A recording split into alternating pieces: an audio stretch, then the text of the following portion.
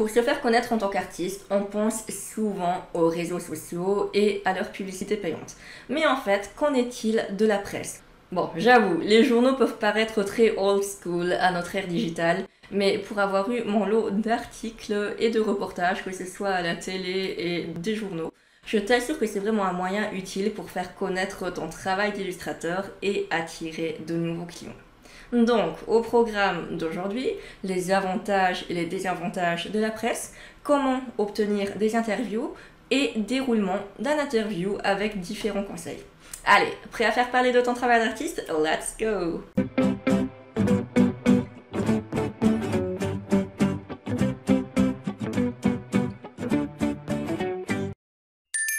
Avantages et désavantages de la presse. Des interviews dans des journaux, magazines, télé, radio, c'est un formidable moyen de toucher un nouveau public beaucoup plus large en consolidant ton image de professionnel. Et c'est gratuit. J'ai souvent l'impression qu'avoir un article dans un journal, ça inspire le respect des gens. Genre, j'ai redécoré mon bureau juste pour filmer cette vidéo. Et bon, faut l'avouer quand même, ça a l'air classe, non? Genre, les publicités Instagram, n'importe qui peut le faire à titre personnel. Mais un article de journal, il faut quand même un journaliste qui croit en toi, une rédaction qui est d'accord pour publier. Bref, cela montre qu'il y a des gens qui reconnaissent ton travail au point de lui dédier un article qui peut être potentiellement lu par toute une population entière. Donc, premier avantage, un article de presse est une jolie preuve sociale qui montre aux gens que tu as trop la classe et que ton travail est intéressant. Deuxième avantage, la couverture médiatique est généralement large et peut te permettre d'attirer des clients sans que tu n'aies rien à faire et que tu n'aurais pas en temps normal. Vu qu'un article de presse te confère une certaine reconnaissance et donc un air de professionnalisme, cela peut effectivement augmenter l'intérêt et la confiance des gens qui ne te connaissent pas encore. Et même pour ceux qui te connaissent, à force de voir et de revoir régulièrement ton nom, ils finiront par se souvenir de toi. Et bon, sérieux quoi, on parle toujours de toi, tu es partout, donc tu dois vraiment être quelqu'un. Tu vois comment ça marche? Pour te donner un exemple concret, j'étais en dernière année d'études quand un article sur mon dernier manga de l'époque est paru dans l'Essentiel. Pour les non-luxembourgeois, c'est le journal gratuit quotidien au Luxembourg. Chacun le lit à l'école, dans le train, au boulot, dans le bus, bref, c'est un gros truc national. En un jour, j'ai augmenté genre d'une 60aine de fans sur Facebook, je crois. Et soudain, j'ai reçu un email d'un certain monsieur Yannick Rout qui a lu l'article et qui est soi-disant manager d'un ancien château rénové en hôtel de luxe. Il demande un rendez-vous car il recherche quelqu'un pour créer un manga retraçant l'histoire du château pour en faire une brochure promotionnelle qui sera distribuée à une foire de tourisme au Japon. Ma première réaction a été vraiment genre elle est où la caméra que j'ai?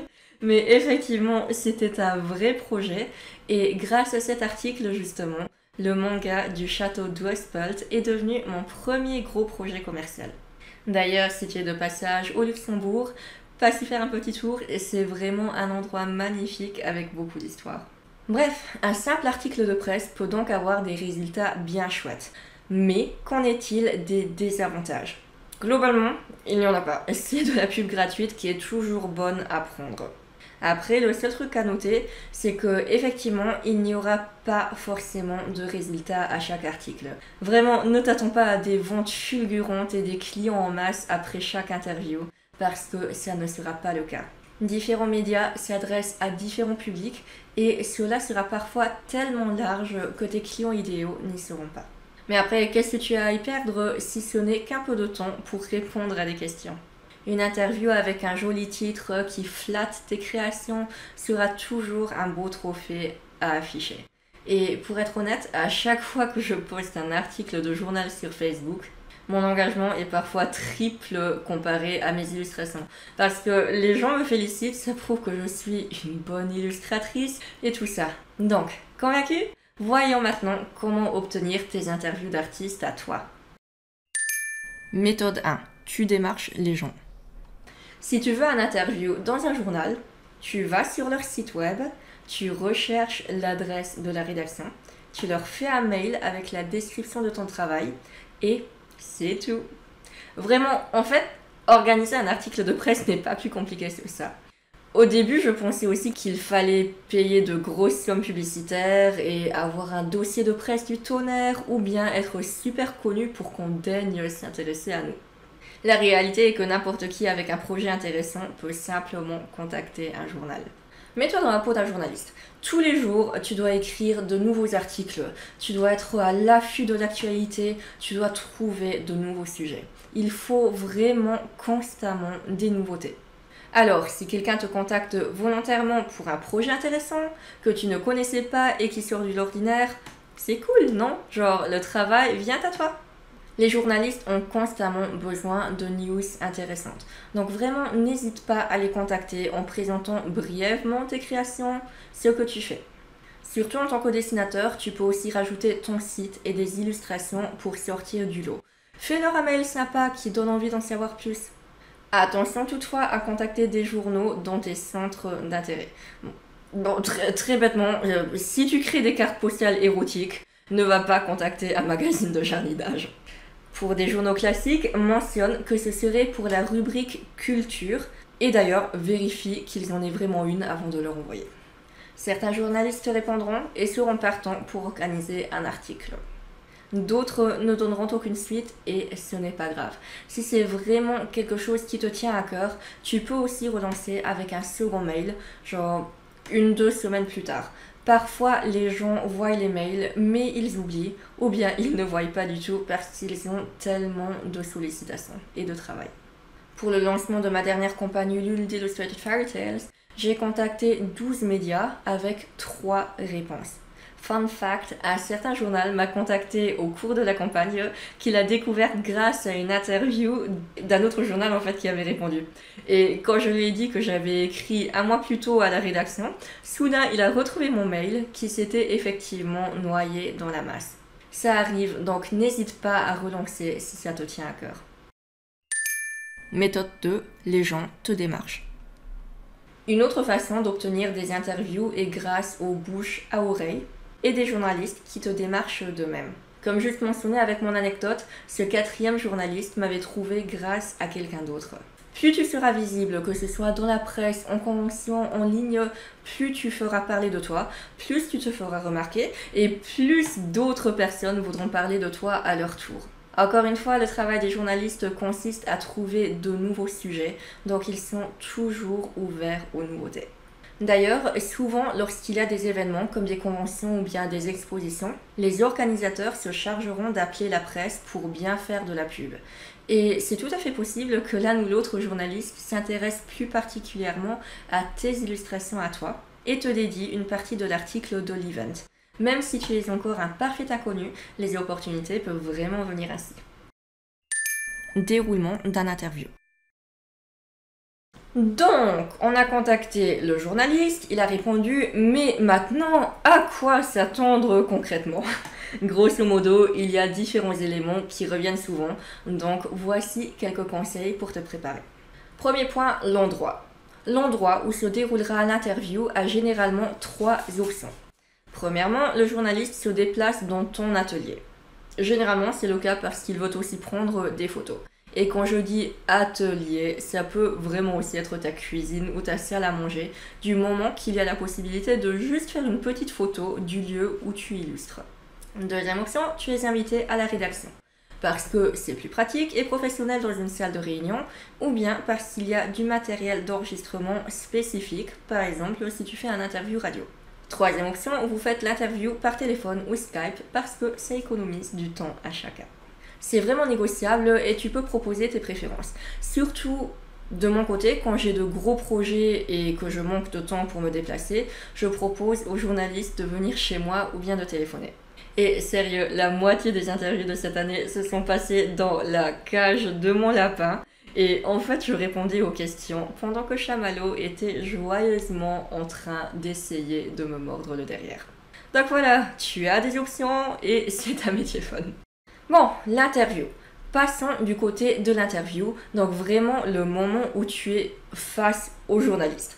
Donc déjà, chacun aura son propre style. Certains prennent des notes sur papier, d'autres enregistrent la conversation sur téléphone et la retranscrivent au calme plus tard. et certains font les deux.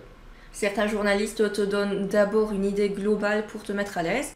Par exemple, ils veulent parler de X, Y et Z, genre ça peut être tes inspirations, ton parcours, ton projet.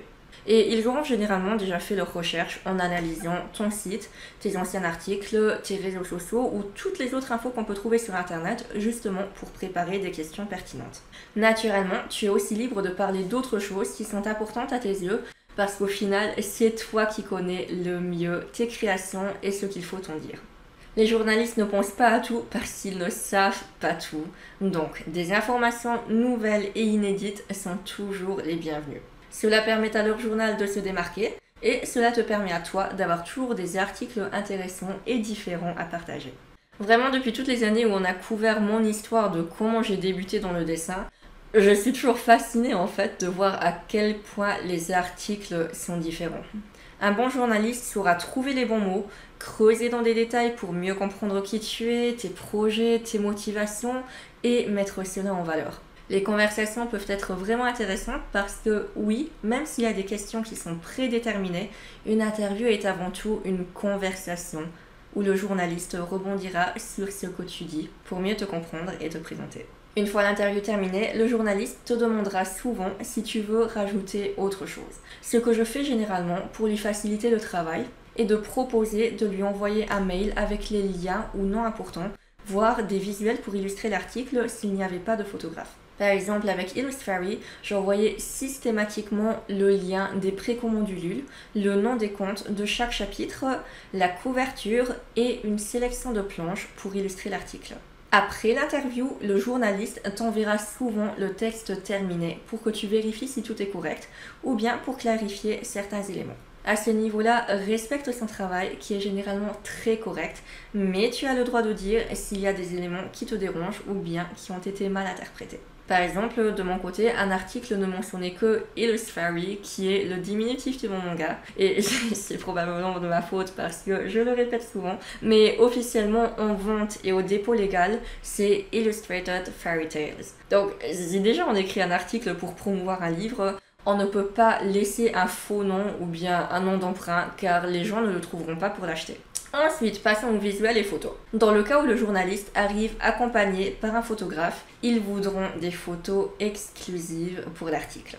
Dans 99% des cas, ce sera pour avoir la fameuse photo de l'artiste à son lieu de travail où tu fais semblant de dessiner. Je te conseille de bien faire joli ton bureau et surtout de préparer une illustration ou une planche de manga qui est déjà classe pour montrer que tu gères, mais qui n'est pas encore terminée parce que tu dois faire semblant de bosser dessus. Et encore une fois, si tu n'as pas de vrai atelier, pas de panique. J'ai vraiment fait des shootings pendant des années dans un minuscule coin de ma chambre, avec le lit sérieusement à 1 mètre derrière moi. Les photographes sont des pros et ils sauront parfaitement recadrer le truc pour renvoyer une image d'atelier d'artiste trop classe. D'ailleurs, tu as aussi le droit d'indiquer tes préférences ou bien tes limites. À l'époque, je désignais uniquement la table, interdiction de montrer le lit ou le reste plus intime de la chambre. Maintenant que j'ai mon appart, c'est pareil. On fait les photos vraiment dans ce coin ici du bureau, puis les interviews dans le salon pour plus de confort. Mais dès qu'on quitte ici cette partie du bureau, interdit de faire des photos parce que c'est mon espace personnel qui ne regarde personne. Comme pour les demandes de correction d'articles, les journalistes comprennent si tu leur expliques avec respect et avec gentillesse. Donc voilà pour cette petite excursion du côté de la presse. As-tu également déjà utilisé cette méthode publicitaire ou bien voudrais-tu tester? Dis-nous tout dans les commentaires, j'adorerais vraiment lire ton expérience. Et j'espère vraiment que cette vidéo t'aura aidé à y voir plus clair et pourquoi pas t'inspirera à présenter tes créations également. Dans la prochaine vidéo d'ailleurs, on continue sur notre lancée publicitaire offline avec des cartes de visite, affiches et flyers pour promouvoir ces illustrations. Quand les utiliser, quelle utilité? On se retrouve comme toujours mardi à 18 h en alternance une semaine anglais, une semaine français. Donc pense à activer la petite clochette de notification pour ne surtout rien rater ou bien à t'abonner à ma newsletter pour toutes les nouveautés et des ressources d'artistes spéciales. Les liens sont dans la description et puis on se revoit très bientôt.